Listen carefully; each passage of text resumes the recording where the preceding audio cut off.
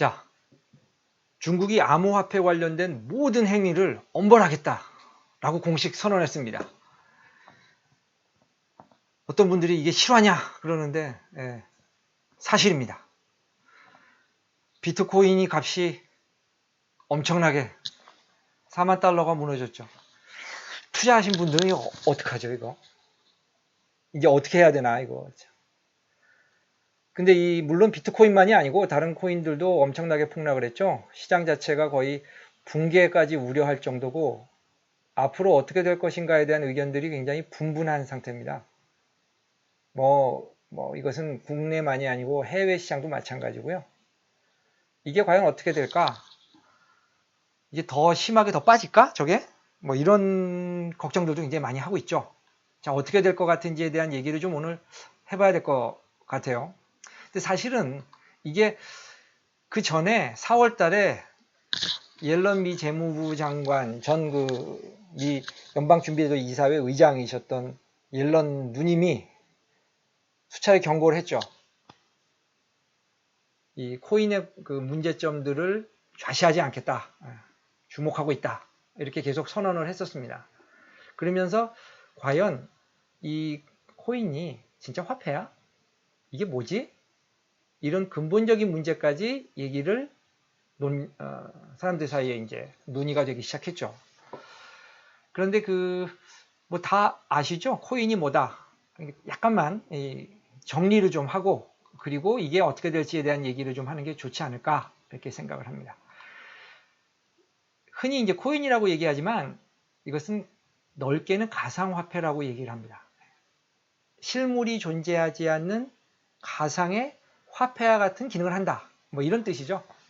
그런데 그거를 블록체인이라는 기술을 통해서 그 거래들이 딴 사람들이 위조하지 못하게 하는 암호화해서 그런 기능을 부여했다. 그래서 이 가상화폐들을 암호화폐라고도 합니다. 그러니까 가상화폐가 좀 더 폭넓은 개념이죠. 그리고 그 중에 암호화된 화폐다. 근데 진짜 화폐냐? 화폐인가요? 지금 현재 실제로 교환 수단으로 활용이 된다면 화폐의 기능이 있어서 그런 기능을 감안해서 화폐처럼 쓰인다라고 얘기할 수 있지만 법정 화폐, 즉 정부가 발행하는 화폐와는 다릅니다. 그래서 이것은 사실상 상품이지 않냐. 사고 파는 상품이다. 이렇게 얘기를 하는 거가 맞지 않을까. 그리고 이 코인이라는 말을 흔히 쓰는데 이것이 개념으로 쉽게 이게 그냥 돈, 주고받는 돈, 마치 동전처럼 그냥 쉽게 주고받을 수 있는 상품. 근데 가치가 있으니까 이것을 코인이라고 닉네임이라고 표현하면 좀 금방 이해가 되실까요? 닉네임처럼 쓰고 있습니다. 흔히 코인이라고 얘기를 하죠. 이 코인 시장이 미쳤죠. 이 관련된 이 암호화폐, 가상화폐, 코인 이 개념은 그냥 하나로 지금은 보는 게 좋을 것 같아요. 우리 설명하는 데는 그리고 최근에 디지털 인민폐, 인민은행, 중국 인민은행이 발행한 중앙은행이죠. 인민은행이 중국은행이 중앙은행이 아닙니다. 중국은행을 중앙은행으로 착각하고 계신 분이 있으세요, 보통. 중국 인민은행이 중앙은행이고 그래서 중국의 인민은행, 중앙은행이 발행한 화폐를 인민폐, 위안화죠. 위안화인데 디지털 위안화 사업 이런 얘기를 들어보셨을 겁니다. 이 디지털 위안화는 이와 같은 암호화폐를 법정화폐에도 적용해서 디지털화한 법정화폐다. 라는 것이 디지털 화폐고 디지털 위안화는 중국에서 발행하는 디지털 화폐입니다. 2017년도부터 준비를 해서 이것을 지금 실행을 하겠다고 하고 있죠. 언제 지금 실행을 하냐? 내년도 베이징 동계올림픽 시작하는 2월 전까지는 공식 출범을 시키자 이렇게 준비를 하고 있는데 최근에 여러 상황으로 어려운 알리페이가 디지털 위안화를 그 계획에 참여한다고 선언을 했습니다. 그래서 첫 인터넷 은행이라고 하는 알리페이의 왕상은행이 참여를 했는데요. 기존에 시범 사업을 하고 있던 공상은행, 농업은행 등 포함해서 이제 7곳으로 확대가 됐고 활발하게 이 부분을 실험을 하고 있다고 합니다. 그러면 이 디지털 화폐는 좀 뭐가 다른지 이런 걸 좀 보면 기존에 있는 암호화폐는 개인 간의 거래라서 보장이 되질 않습니다. 그리고 하나의 상품이니까 다른 뭔가의 법정화폐의 가치로 이것이 평가가 돼요. 그래서 이것을 사고 팔고 하고 있죠. 하루에도 뭐 엄청나게 이 등락폭이 없으니까 과연 이게 화폐의 기능을 할 수 있을까? 그거는 이제 뭐 다음 문제고, 일단 돈이 되니까 사고, 수익을 창출하자, 이렇게 해서 속된 말로 시장이 미쳤었죠. 그런데 미국의 달러화가 중심이 되어 있는 현재의 국제금융시장을 좀 바꿔볼 수 있지 않을까? 그냥 미국은 돈을 그냥 찍어내서 어려움을 해결하고 그러니까 자기 맘대로거든요. 그러니까 지금 현재 G2라고 불리우는 그 중국이 지금 시점에 있어서는 뭔가 이제 뭐 기술로 따라잡겠다, 또는 뭘로 제조로 따라잡고 기술로 따라잡겠다, 이제 그랬다면 그 다음에 하는 것이 금융시장입니다. 그래서 그 금융시장의 위안화를 좀 더 영향력으로 확대하는 수단으로 디지털 화폐, 디지털 위안화의 프로젝트를 조기에 출범시켰다라고 보는 것이 정설입니다. 그리고 기존에 그러면 포인트나 마일리지 같은 것과는 뭐가 좀 다르지? 라고 하시는 분들, 포인트 마일리지도 황금성이 있죠. 처음에는 그냥 마치 그 커피 쿠폰처럼 이제 오프라인에서 조그만 상점들이 10번 도장을 찍으면 한 잔 무료입니다 하는 이런 그런 상품 포인트처럼 쓰던 것이 수치화되고 온라인상에서 확인이 되게 쉽게 이렇게 바뀌다가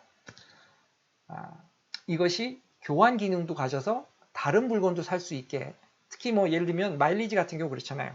A 항공사의 마일리지를 다른 상품이나 뭐 호텔 결제 수단으로도 대신 쓸 수 있고 이렇게 확대가 된 것처럼 이것도 교환 기능이 있습니다. 확장돼서. 그렇지만 코인처럼 지금 그 가상화폐, 암호화폐처럼 그렇게 사고 파는 시장은 아니었죠. 그런데 가상화폐는 사고 파는 기능이 주가 된 겁니다. 그래서 이 기능이 확대돼서 암호화된 것이 현재 암호화폐입니다. 그런데 보장해 주나요? 이 거래를? 이게 가장 큰 문제입니다. 이게 뭐 노출이 돼서 화폐가 털렸다, 암호화폐가 그래서 얼마가 날라갔다, 이렇게 보안상에 있어서에도 완벽하지 못할 뿐만 아니라 무엇보다도 정부가 지급 보증해주지 않죠. 포인트나 마일리지처럼 회사가 망해버릴 수도 있고요. 또 발행했던 사람들이 그 약관에 의해서 그 룰을 그대로 지키지 않고 다르게 또는 다른 목적으로 그렇게 시장에서 작전이라고 그래야 되나요? 어쨌든 그 시세 조정도 마음대로 하고 이런 문제점들이 해결이 되지 않고 있습니다. 그런데 사람들이 이걸 하는 이유가 뭐죠? 돈을 벌기 위해서 하는 거예요. 돈을 벌기 위해서 이와 같은 시장에 막 뛰어들었는데 이게 중앙정부가 어느 날 이렇게 중국 정부가 갑자기 한 것처럼 이것이 불법이다 라고 하는 순간 이게 과연 앞으로 존재가 계속 될까요? 하는 의문점이 생기죠. 현재 금융 질서는 미국 달러화가 패권을 가지고 있습니다. 얼마쯤 쓰이고 있는지 한번 알아보면 전 세계의 그 지급 결제 통화 중에서 미국 달러가 포함 그 시장을 담당하고 있는 게 약 한 45% 정도 된다고 합니다. 이 스위프트 자료에 따르면 국제 무역 결제를 가지고 평가를 한 겁니다. 실제로는 한 60% 정도 된다라고 했는데, 왜냐하면 무역 이외의 것들도 많이 있으니까요. 금융시장의 상당 부분이 이게 포함이 안 돼 있을 겁니다. 그러니까 실제로 영향력은 한 60% 정도로 보통 평가를 하고 있습니다. 그리고 유로화는 한 25%, 이제 무역 결제 수단이 한 27% 정도 되죠. 그리고 엔화가 5% 정도로 보통 평가를 하는데 실제로 무역 거래에서는 약 한 2.7% 정도 됩니다. 그 최근에 브렉시트를 한 영국 파운드가 한 8%로 아직도 상당 부분에 건재합니다. 이게 영연방 네트워크 등이 있어서 그럴 거라고 생각이 되죠. 그리고 위안화는 어떤가요? 한 2.7% 정도죠. 자, 지금 G2라고 하는 중국의 지위가 금융시장에서는 3%도 안 된다는 거예요. 그러니까 중국의 입장에서는 기존의 미국의 패권을 그런 질서를 좀 바꾸려고 한다면 이 금융시장에 있어서의 패권을 절대로 도외시할 수 없잖아요. 이런 부분을 해결하기 위해서 중국의 위안화가 디지털 위안화 프로젝트 전에도 상당히 많은 준비를 합니다. 예를 들면 위안화의 국제화를 선언을 하기 위해서 위안화의 국제화를 위해서 사용을 확대하는 정책을 씁니다. 예를 들면 그 동남아나 이런 국가들 또는 동유럽이라든가 이런 부분들의 지원을 위안화로 하고요. 그러니까 이렇게 되는 거죠. 위안화로 지원을 해주고 어떤 프로젝트가 있으면 뭐 항만, 철도, 도로 이런 사회 간접 시설에 투자하는 프로젝트가 있으면 위안화로 지원을 해주고 그 대신 중국의 건설사가 가서 건설을 해서 다시 위안화를 가져오는 구조가 됩니다. 그러면 채권은 위안화 채권만 남죠? 그리고 그 위안화 채권을 가진 부분으로서 상당 기간 동안 사회 간접 시설을 운영을 확보한다고 할까요? 또는 영향력을 두는 이와 같은 구조를 지금까지 해왔습니다. 몇 년 전으로 기억을 하는데 그 브라질에서 고속철도 수주전이 벌어졌는데 그때 중국에서 이런 제안을 하죠. 반은 국제통화, 예를 들면 뭐 달러나 유로 같은 걸로 결제를 하고 반은 위안화로 하자.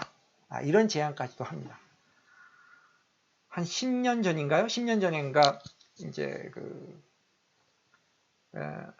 동유럽의 그루지아 공화국, 지금은 이제 조지아라고 하죠. 그 조지아 공화국에서 지하철 그 사업이 있었어요. 지하철 공사가 있었는데 한국의 건설사가 이제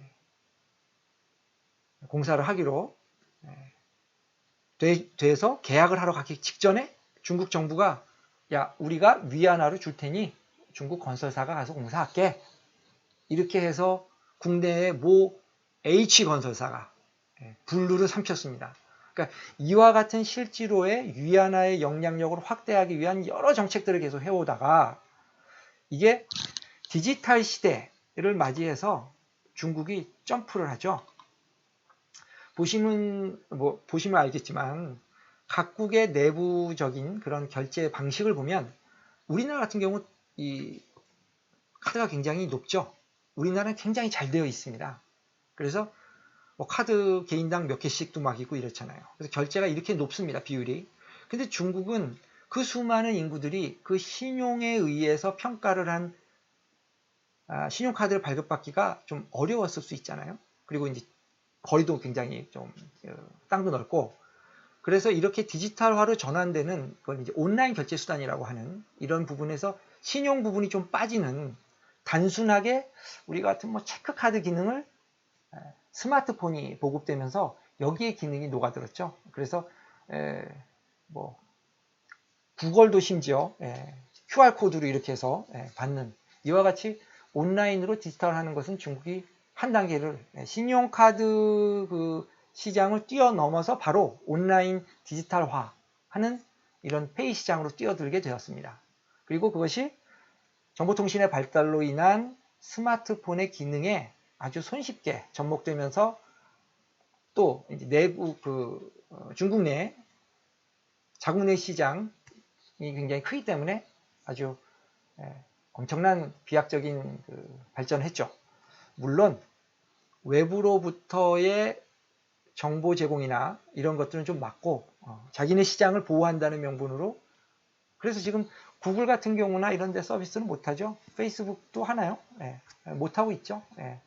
그러니까 안에는 지키고 자기는 나가면서 밖으로 들어오는 걸 못하게 실제로 하는 이런 좀 문제점들이 있긴 하죠. 어쨌든 중국은 이와 같은 디지털화를 계속 빨리 진행하면서 미국의 달러 패권을 대응하지 않겠는가 하는 전망을 했고 디지털 위안화 프로젝트는 그래서 다른 나라보다 굉장히 빨리 시작을 했습니다. 그래서 보면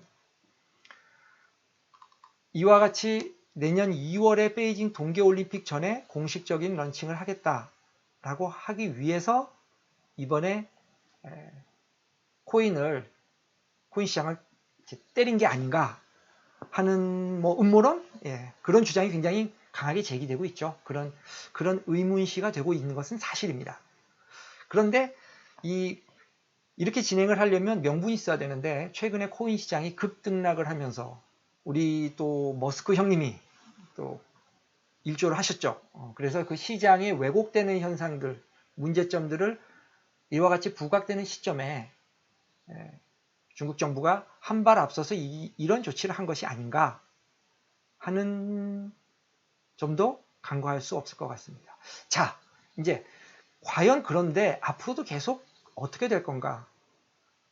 이렇게 지금 떨어졌으니까 더 사야 되는 거 아니에요? 뭐 이렇게 얘기하시는 분들도 있지만 과연 이 시장을 어떻게 볼 건가 하는 부분들을 좀 고민해 봐야 될 시점인 것 같아요. 이게 적은 금액이 아니지 않습니까?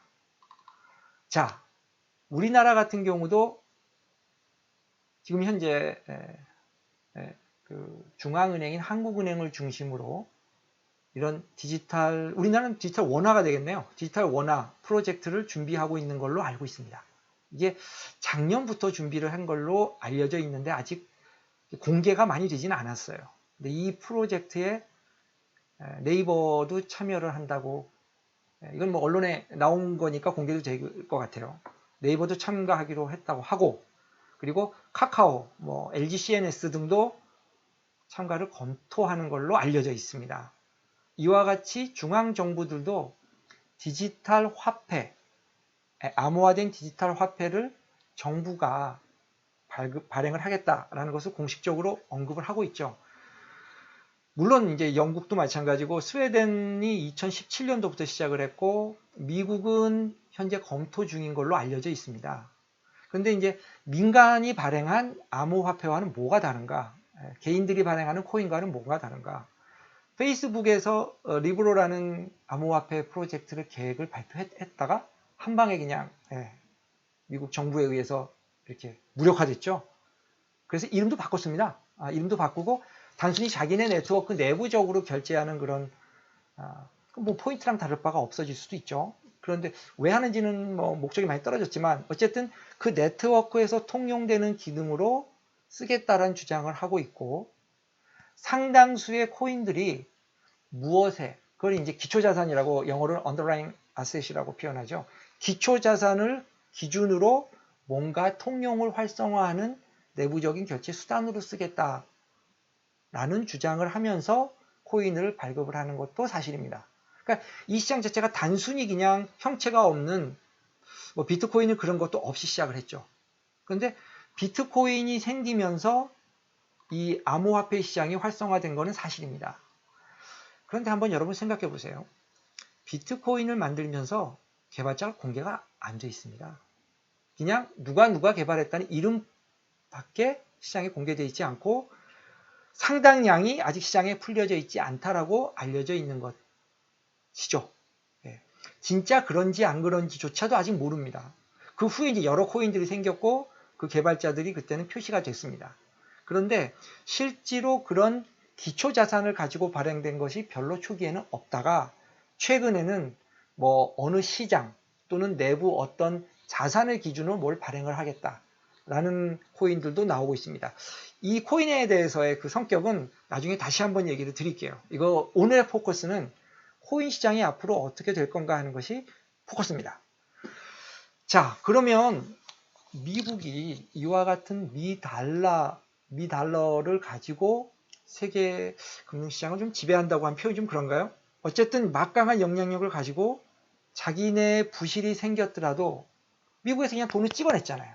찍어내서 그와 같은 자신의 부실과 뭐 가치 하락을 다른 나라에도 전가시켰습니다. 그러니까 100대 100도 환율이 1대 1이고요. 200대 200도 환율이 1대 1입니다. 그러니까 지금 착시 현상이 있는 거예요. 미국이 돈을 엄청나게 찍었죠. 그리고 일본 보고도 찍어내라고 했습니다. 거의 같은 수준만큼 찍어냈습니다. 유로화도 유럽도 찍어내라고 했습니다. 이 세 통화가 합친 게 얼마라고요? 거의 90% 가까이 시장을 장악하고 있습니다. 그러니까 서로 찍어내다 보니까 100대 100대 100이 다 1대 1대 1이 된 거예요. 그러니까 환율은 그냥 그대로인 거죠. 그런데 돈의 가치는 떨어졌잖아요. 돈의 가치가 떨어지니까 인플레이션 우려가 엄청나게 압박을 받고 있죠. 자, 그러니까 부동산도 오르고요. 최근에 원자재 가격도 오르고요. 이와 같은 시장이 불가피합니다. 그래서 인플레이션에 대한 문제는 또 따로 다루겠습니다.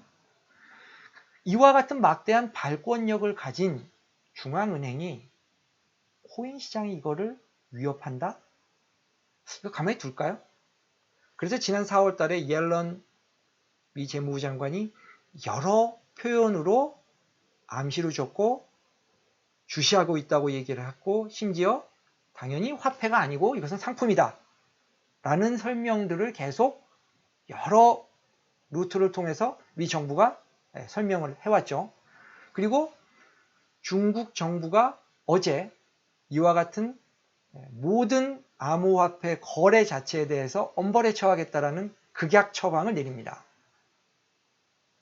다른 코인들이 만약에 무기 민매 자금이거나 이렇게 쓰인다면 미국이나 다른 중앙 정부들이 가만히 있을까요? 실제로 디도스 공격을 한다든가 얼마 전에 미 송유관 이런 시스템을 마비시킨 이와 같은 행위를 한 자들이 꼬리표가 남는 돈을 받겠습니까?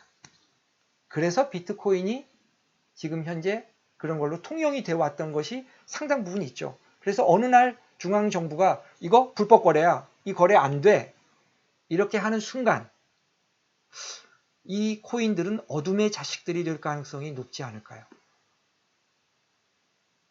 자, 이런 상황이라면 이런 코인들을 계속 위험성을 안고 거래를 해야 될까요? 모 도지사께서 100만 원인가 투자를 하셨다고 그러던가 하신다고 그러던가 이유는 이 코인 시장을 직접 해보는 게 제일 빠르다. 맞는 말씀입니다. 근데 그분은 그와 같은 목적이 있는데 실제로 비트코인에 지금 투자하고 있는 분들은 어떠세요? 코인 하나의 가격이 몇천만 원이잖아요. 이거 몇 거래, 특히 20대, 30대가 주로 이런 코인에 투자를 했는데 정말 올인해서 있는 돈 없는 돈 다 끌어다 박아다 했는데 시장 자체가 불과 며칠 사이에 반토막이 나고 다시 또 올라갈지도 모르죠. 이런 위험성에 정말 마음이 편안하게 평정심을 가지고 있을까요? 최근에 50대, 60대 분들도 많이 참여를 하고 있다고 해요. 은퇴한 자금이라든가 담보대출을 받은 거라든가 이와 같은 행위가 이와 같은 행동들이 대단하죠. 이런 결정 아무나 못합니다. 그렇지만 만약에 어느 날 순간 중국 정부가 이와 같은 조치를 한 것처럼 미국 정부가 조치를 한다든가 이렇게 해서 코인 자체의 거래를 불법화시킨다면 이거 감당할 수 있을까요? 내 개인이 코인을 투자를 하는 이유가 돈을 벌기 위한 건데 어느 날 갑자기 그 가치를 휴지조각화시키는 그건 어쨌든 중앙정부랑 싸워야 되는 문제잖아요. 가능할까요? 그런 위험성을 안고 계속 투자를 할 수 있을까요? 이게 굉장히 고민인 거예요. 그 다음에 또 다른 고민이 있어요. 두 번째, 우리가 이 코인은 아직 보안적으로나 이것이 물론 완벽하다고 하죠. 그렇지만 거래소들이 공인된 거래소가 아닙니다. 사설 거래소예요. 책임져 주질 않잖아요. 여러 가지 사고가 생겼죠. 그런데 앞으로도 계속 그렇게 되지 않을까 하는 생각이 듭니다. 디지털 위안화나 이렇게 디지털 법정 화폐들도 있잖아요. 그건 전혀 다릅니다. 이 디지털 화폐들은 정부가 기존에 있는 화폐들을 디지털화해서 대체해서 하는 하나의 수단이에요. 이것을 어떻게 시장에 확장시킬 건가 하는 방법은 여러 가지 고민 중인 걸로 알려져 있습니다. 대표적인 예가 은행을 통해서 이 거래 관계를 계속하는 시스템을 가져갈 거다. 왜? 지금 현재 구조는 금융기관, 특히 은행을 통해서 이것이 주축이 되어 있어요. 정부가 은행에다가 돈을 이렇게 공급해주면 그 은행들이 그것을 통화 관리를 대신하는 입장이 되고 또 대출을 통해서 기업들을 지원하고 이런 시스템인데 디지털 화폐가 되면 정부가 직접 개개인들의 디지털 지갑 예, 디지털 지갑에 직접, 디지털 계좌라고 표현해도 되겠죠. 흔히 지갑이 여러분들이 코인이 인식이 빠르니까 그렇게 지갑에 다 넣어줄 수 있고요. 바로 직접 받을 수도 있어요. 그런데 은행의 시스템을 어느 날 갑자기 무력화시킨다? 이거 굉장히 어려운 문제입니다. 예. 그렇기 때문에 단순하게 접근할 부분은 아닌 것 같아요. 그래서 지금 계속 중국도 테스트를 하고 있고 이와 같은 시장을 어떻게 확장할 건가 하는 것을 고민하고 있겠죠. 그래서 은행을 통해서 할 거냐, 직접 할 거냐, 뭐 제3의 방법이 있을 거냐 하는 것은 디지털 화폐는 전혀 다른 시장이고요. 현재의 암호화폐 코인, 개인적으로 발행한 상품들은 글자 그대로 그냥 상품입니다. 이 상품에 따른 리스크를 발권을 하는 중앙은행에서 가만히 둘까? 두 번째, 이것이 신용이 계속 지켜질까? 물론 변동폭이 너무 커서 그것을 감당하기도 어려운 부분도 있지만 그건 논외로 하고, 예. 이런 두 가지 관점, 이런 부분 생각해 봐야 되지 않을까요? 또 하나, 양자 컴퓨터가 개발이 되면 어마어마한 속도로 이 블록체인 방식에 의해서 암호화된 화폐들, 암호화된 코인들을 다 풀 수 있다라고 하죠. 아직 나와 있진 않지만 기술 발전에 의하면 곧 되지 않을까 하는 주장을 하는 분들도 있습니다. 주로 과학자들과 기술자들이 얘기를 하고 있는데 전혀 불가능한 것은 아니다. 가능성이 꽤 높아지고 있다라고 시장에서 평가하고 있습니다. 이런 위험성을 다 안고도 계속 투자를 한다. 거래를 한다. 이거는 정말 결정하기 힘든 대단한 일이죠. 그렇지만 꼭 다시 한번 생각해 보시기를 당부드립니다.